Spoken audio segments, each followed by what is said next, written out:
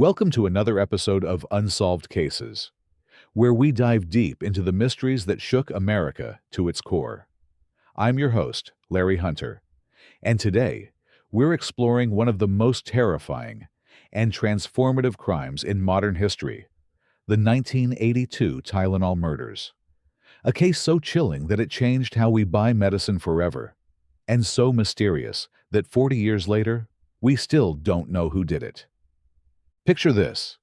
It's September 29th, 1982. A typical Wednesday morning in the Chicago suburbs. 12-year-old Mary Kellerman wakes up in Elk Grove Village with a sore throat. Her parents, wanting to help their daughter feel better, do what millions of Americans do every day. They reach for a bottle of Tylenol. Mary takes one extra-strength capsule. Within hours, she would be dead. But Mary wasn't alone. That same afternoon, across town in a different Chicago suburb, 3 members of the Janus family, Stanley, Teresa, and Stanley's brother Adam, all consumed capsules from the same bottle of extra-strength Tylenol that Adam had purchased to ease his own discomfort. By evening, all 3 were dead. 4 people, 2 separate locations, one common thread: extra-strength Tylenol. But what authorities discovered next would send shockwaves through every household in America. These weren't just tragic coincidences or contaminated batches. Someone had deliberately filled those capsules with enough cyanide to kill an adult in minutes. Sometimes it takes just one person to see the pattern that everyone else misses. In this case, that person was Lieutenant Philip Capitelli, a local firefighter whose sharp instincts would crack the case wide open. Capitelli had learned about Mary Kellerman's mysterious death through conversations with a relative. It was puzzling. A healthy 12-year-old girl, dead within hours of taking what should have been harmless pain relief. But when Capitelli heard about the Janus family tragedy crackling through his police scanner later that same day, something clicked. 3 more deaths. Same symptoms. Same rapid onset. And then he heard it. Extra-strength Tylenol. Capitelli immediately called his co-workers and shared his theory. What if it wasn't a coincidence? What if someone had poisoned the Tylenol? It seemed almost impossible to believe, but the evidence was mounting. His quick thinking and willingness to connect the dots would save countless lives in the days to come. By September 30th, just one day after the first deaths, warnings about Tylenol capsules were being broadcast across the greater Chicago area. But they were almost too late. Even as authorities scrambled to warn the public, the killer's deadly work was already done. In the brief window between Mary Kellerman's death and the public warnings, 3 more innocent people had already consumed the poison capsules. The final death toll: 7 people. 7 lives cut short by someone they would never meet. Someone who didn't even know their names until they appeared in news reports. This wasn't personal. It was random, which somehow made it even more terrifying. By October 1st, the manufacturer of Tylenol took unprecedented action. They recalled approximately 264,000 bottles from stores throughout Chicago and the surrounding area. The FDA issued urgent alerts telling consumers to avoid all Tylenol products until investigations could be completed. But the crisis was about to go global. On October 5th, the recall exploded nationwide after an incident in California that sent chills down investigators' spines. A man named Greg Blagg had suffered near-fatal convulsions after consuming Tylenol, and when authorities tested his bottle, they found it contaminated with strychnine. A different poison, but the same method. Was there a copycat? Were there multiple killers? The terror was spreading. International authorities weren't taking any chances. Canada, Great Britain, Norway, Italy, the Philippines, and South Korea all began clearing suspect Tylenol bottles from their store shelves. A crime that started in suburban Chicago had become a worldwide panic. Back in Chicago, investigators were making a crucial discovery that would change everything we thought we knew about product tampering. They found contaminated Tylenol bottles at 5 different stores across the city. But here's what made investigators' blood run cold. Given the vast number of stores in the Chicago area, finding tainted bottles at only 5 locations suggested something sinister. This wasn't random contamination during manufacturing. This was targeted, methodical, and calculating. Someone had purchased or stolen Tylenol bottles, taken them home, carefully opened each capsule, mixed the contents with deadly cyanide, reassembled them, and then placed them back on store shelves like ticking time bombs. On October 5th, medical examiners toured the Tylenol manufacturing plant in Fort Washington, Pennsylvania. What they found there was telling. While cyanide was indeed present at the facility, the security protocols made an internal breach highly unlikely. The contamination was happening at the retail level, which meant the killer was walking among ordinary shoppers, placing poison on shelves where families shopped for medicine. The randomness was the most horrifying aspect. The perpetrator had no idea who would buy those bottles, who would take those capsules, who would die. It could have been anyone: your mother, your child, your neighbor. The killer chose the method, but fate chose the victims. Now, here's where the story takes a fascinating and controversial turn. While the public saw Johnson & Johnson as heroes for their massive recall, some investigators began questioning whether the company knew more than they were letting on. For 6 critical days, J&J executives resisted launching a nationwide recall, instead pursuing a targeted strategy focusing only on specific lots of extra-strength Tylenol. CEO James Burke was reportedly aware of the dangers but seemed confident that other products were safe. But how could he be so certain? Here's what raised red flags. J&J appeared to have already identified where the tampering occurred and had confiscated extra-strength Tylenol capsules from that specific facility. This suggested inside knowledge about the perpetrator's methods, knowledge that shouldn't have been possible if they truly believed the tampering was random retail contamination. Even more suspicious, rather than warning consumers about all Tylenol products, J&J went to extraordinary lengths to reassure the public that only extra-strength capsules were tainted. On the very day they learned of the poisonings, they sent 500,000 mailgrams to retailers and physicians stating, "We currently have no evidence that any other extra-strength Tylenol capsule product or any other Tylenol product was similarly contaminated." When Chicago's Mayor Jane Byrne ordered all Tylenol products removed from the city's 2,000 stores, J&J resisted collecting regular-strength products. Company spokesman Larry Foster announced they had only suspended production of extra-strength capsules, insisting all other Tylenol products are unaffected. But here's the bombshell. This wasn't entirely true. On the very first day of the investigation, J&J executives learned something that contradicted their public statements.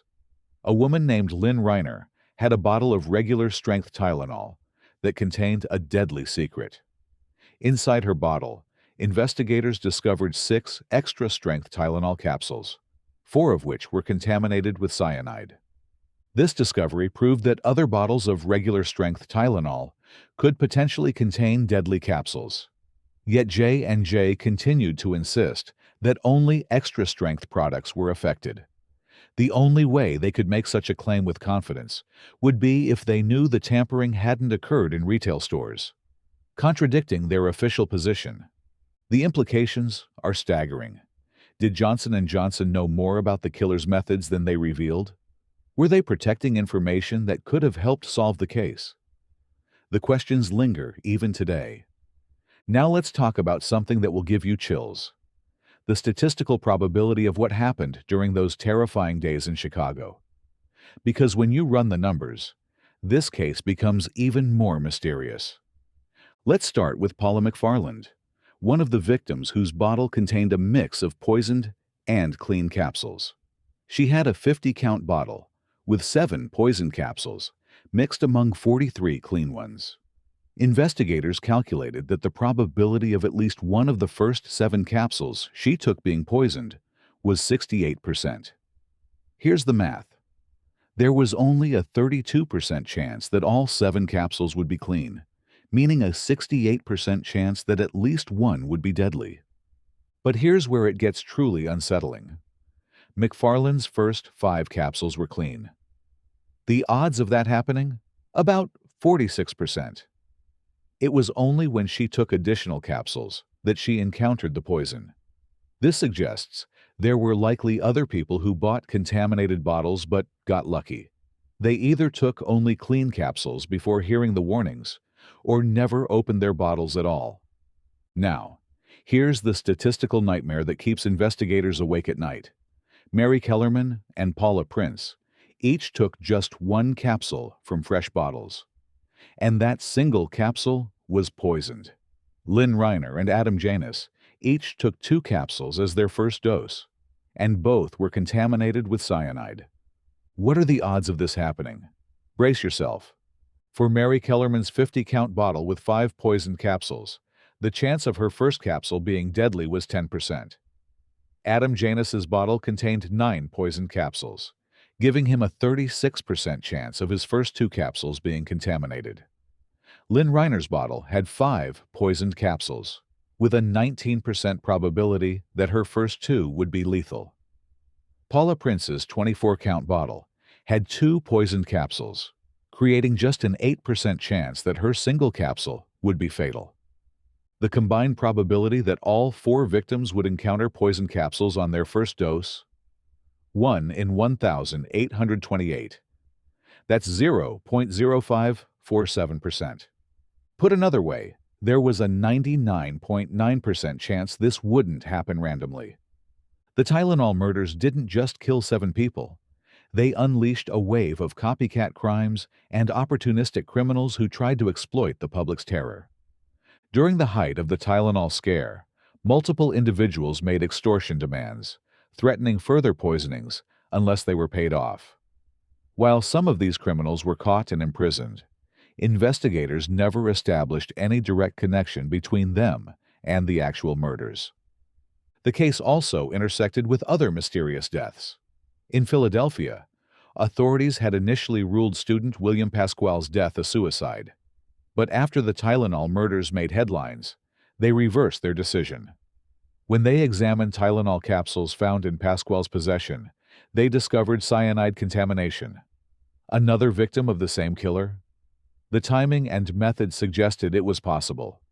Perhaps most disturbing was the case of Deborah Tuggle, convicted on September 18, 1984, for first-degree murder using Tylenol and cyanide in a separate incident.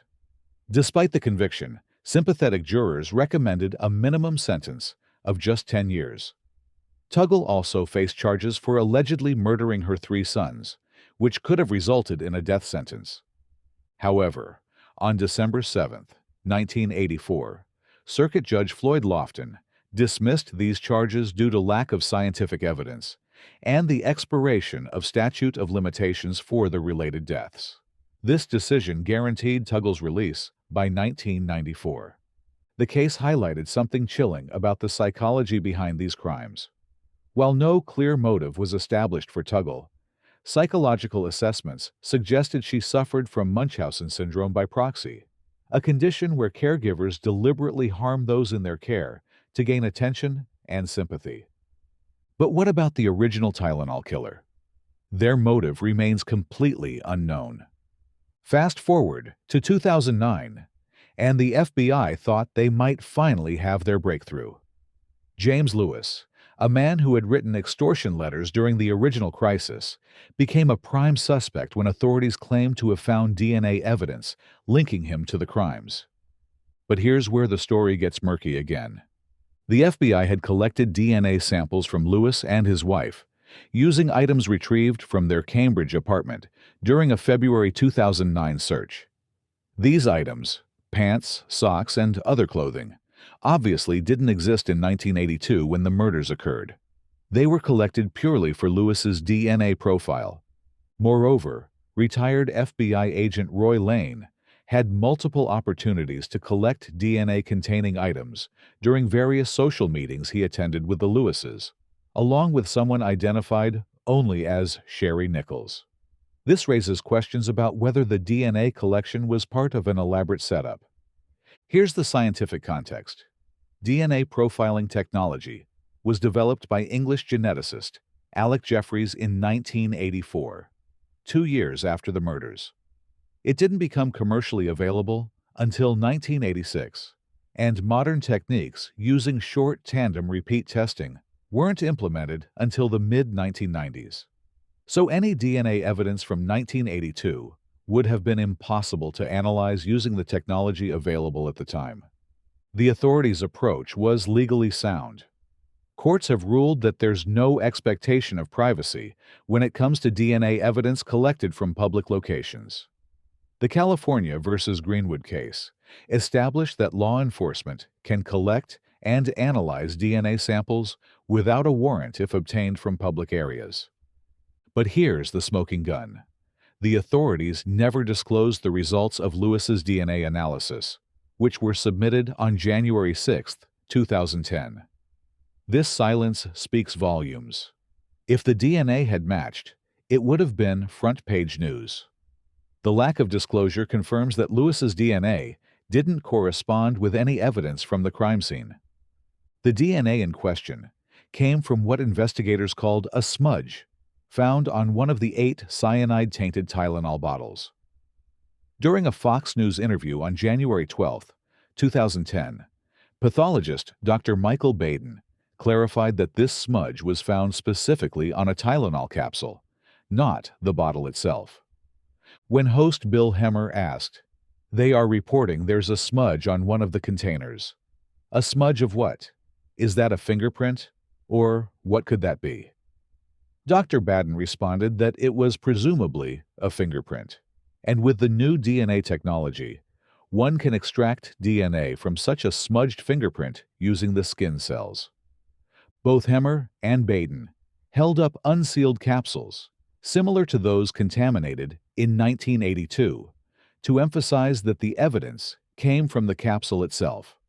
This detail is crucial because it means someone handled the individual capsules during the tampering process. Exactly what investigators had theorized all along. The fact that the FBI apparently found DNA evidence, but then went silent, suggests they either couldn't make a definitive match, or worse, that they considered falsely attributing Lewis's DNA to the evidence, but deemed it too risky. The impact of the Tylenol murders extended far beyond the 7 lives lost. This case fundamentally changed how Americans interact with consumer products and ushered in the modern era of product safety. On October 4, 1982, Cook County's Board of Supervisors in Illinois mandated that all medicines sold in the county must feature tamper-proof seals. This local requirement quickly became a national standard. Walk into any pharmacy today, and you'll see the legacy of these murders: triple-sealed bottles, tamper-evident packaging, and safety features that didn't exist before September 1982. The case also led to the establishment of a federal task force specifically designed to address product tampering crimes. The FBI created new protocols for investigating these cases, and Congress passed legislation making product tampering a federal crime with severe penalties. Dr. Merrill, a professional who had been developing a system to track suspicious sudden infant death syndrome cases in Arkansas, found himself caught up in the broader implications of the case. Despite being a vocal critic of what he perceived as negligence among state health officials, he was dismissed from his position under controversial circumstances. Merrill believed his termination was directly linked to revelations that presented state bureaucracies in a negative light, highlighting the institutional challenges faced by those attempting to expose systematic failures in health oversight. 40 years later, the Tylenol murders remain one of America's most notorious unsolved cases. The killer's complete anonymity and disappearance without a trace underscore one of the most unsettling aspects of this crime. Think about it. Somewhere out there, a person walks among us who methodically planned and executed 7 murders. They purchased or stole bottles of Tylenol, carefully opened capsules, mixed the contents with deadly cyanide, reassembled them, and placed them back on store shelves. They knew that innocent people would die, but they didn't care who. The randomness of the victims makes this case unique in criminal history. The perpetrator never encountered their victims directly, never knew their identities until they appeared in media reports. Mary Kellerman was just 12 years old, starting her day with a sore throat. The Janus family members were trying to ease their discomfort. Paula Prince was a flight attendant who had no idea she was taking her last breath. These weren't targeted killings. They were acts of pure, calculated evil. What drove someone to commit such random acts of terror? Was it a desire for attention? A grudge against Johnson & Johnson? A test of power over life and death? Mental illness? The complete lack of motive makes the case even more chilling. The killer demonstrated sophisticated planning, knowledge of capsule construction, and the psychological detachment necessary to murder strangers. Yet they left no clear signature, no message, no demand for recognition. They simply vanished into the population, possibly living ordinary lives while carrying the secret of 7 murders. The 1982 Tylenol murders represent more than just an unsolved crime. They're a watershed moment that divided American consumer culture into before and after. Before September 1982, we trusted that the products we bought were safe. We assumed that evil couldn't hide in something as innocent as a medicine bottle. The murders shattered that innocence forever. But wait, this has left us with more questions than answers. Is the killer still alive? Still living with the memory of what they did? Who really was behind all this? Is Johnson & Johnson to be blamed for the atrocities? Don't worry, we won't leave you hanging. Head on to the Skoob app now and get the full access to the story for free. Download the app from App Store or Play Store and feed your curiosity today.